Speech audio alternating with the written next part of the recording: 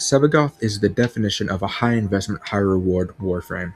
He has one of the best abilities in Warframe, some insane room clearing damage, and one of the most complained about build costs in the entire game. Not even joking, he is super high investment. Now, let's start off why he's high reward. Now, if you build him up properly, even a half-baked build will carry you nicely. But if you fully form him out and are able to put on all the bells and whistles, you can immediately room clear enemies level 500 and up. Archimedes will become a breeze for you. You can go ahead and enter your fourth form when you get it, bring every enemy to you, use sow, and then reap to nuke an entire room of enemies. Now, it might seem like a lot, and that's because it is. There are other frames out there that can nuke far more efficiently with less problems or management than Sevagoth. Sevagoth just has an easy loop of casting 1 and 2. You don't actually have to use his exalted form at all if you don't want to. That is just for extra damage. Meanwhile, if you wanted to, you could simply just go ahead, cast sow, and then cast reap 1,000 times and the enemies will all die.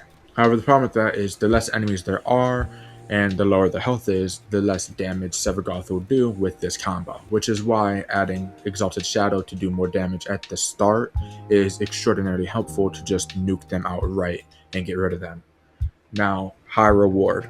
Pretty simple, but high investment. What defines high investment? It depends on the player, really, but just using base players as a standard where they have maybe a couple forma on hand, not players that min-max all their stuff and either buy forma with plat or farm exclusively for it for days and have dozens and dozens. Just the base player. Sevagoth requires a minimum of 5 forma. Now, you need at least 2 on his base frame to add all the good mods you're going to need. Now, even with 2, you're going to be missing a couple. So it's important that you get at least 3, maybe even 4 to be able to add all the mods on you want. Some people will tell you need 5. And so with that being the base already, his Exalted Shadow and Prime Shadow Claws should strike fear into the base player. Prime Shadow needs 2 to be able to put all the bells and whistles on. If you don't want preparation, you could get rid of that and use just 1 forma. But I feel preparation is almost necessary, considering you're going to want as much energy you can when transferring to this form. So you can then cast Death's Harvest and then Embrace without any trouble. And so with 2 from his Shadow and either 3 or 4 with his base, you can move on to his Shadow Claws Prime. This one requires 1 to put all the bells and whistles on it. And not to mention the endo cost for leveling up all these mods to begin with. That alone will bleed people's pockets dry. But that's for pretty much every frame. So just focusing on the forma, 1 for his Shadow Claws, 2 for his Prime Shadow, and then Sevagoth himself, 2 at base if you want a decently built build, or 3 or 4 at max. You're looking at either 5 to 7 forma. That is steep. That is something most players cannot even fathom putting on 1 Warframe. That's more like 7 Warframes for most players. So to put all that on 1 Warframe, you're thinking you're going to be met with God in Warframe form. And in a way, you are, but also his survivability isn't exactly the best. Maintaining Gloom will keep you alive for sure. For the enemies trapped within Gloom, attacking them steals health, gives you health. Pretty basic. This works for allies too. Essentially, this keeps you and your allies alive. The team utility is insane. It also slows the enemies, essentially crowd controlling them, and that itself is fantastic. So Gloom is almost necessary to upkeep. That's energy extensive. And then after that, the only other survivability he has is his passive, where when he dies, he can resurrect himself. This form is clunky. You have no choice but to constantly be using his second ability, Consume. Whether you attack with RT or cast the ability itself, you will always be using Consume, and you have to use it on 5 enemies to be able to resurrect yourself. Now, the simple problem with this is that if there aren't 5 enemies, you simply can't do it. And if you suck at controlling it, because you will constantly be dashing, there's a chance that you could die the moment you finish dashing through an enemy. Now, that is only if you don't continuously cast the ability over and over again. Because there is an invulnerability period, after each cast, so if you constantly cast the ability, you'll have no problem surviving. In a crowded room of enemies, Sevagoth is essentially the most immortal frame in the game.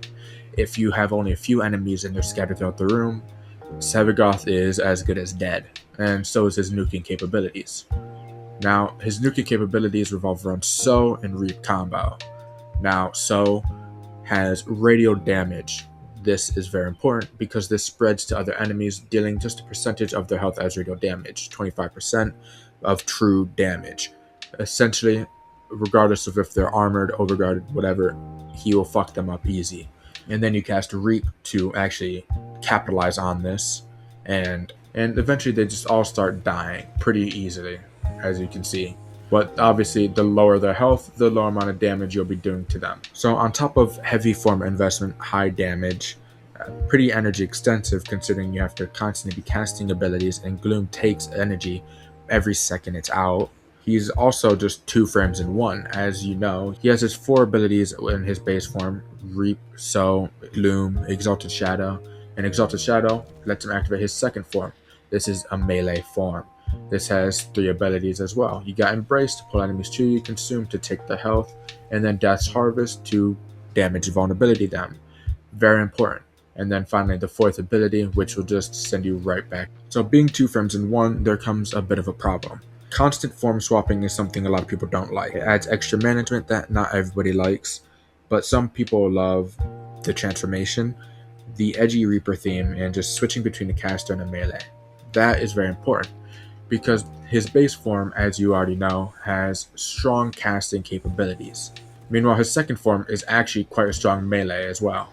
If you just attack enemies within a few seconds, level 200 enemies are shredded. Even if you only have 1 forma and all the enemies get shredded, it's extremely strong. And actually, it's surprisingly strong. I'm pretty sure most people were thinking it was going to be a weak form.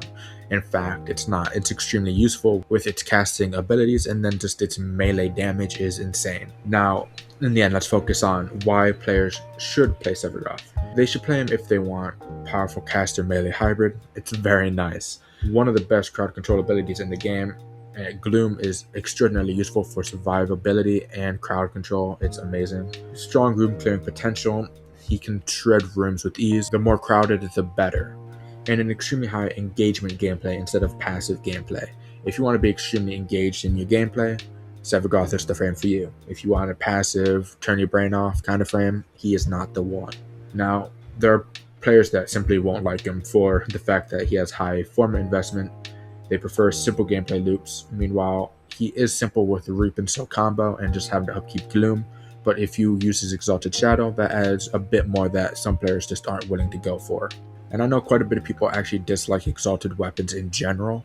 And while it is a second form in Warframe, it is still an exalted weapon. So there are some people that won't like him simply because of that gimmick. Sevagoth isn't a beginner-friendly comfort frame. He's high investment, built for players who enjoy active gameplay, room nuking. So with that being said, that is pretty much just about it.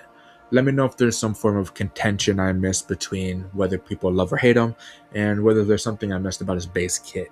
And with that being said, that's just about it. Until next time.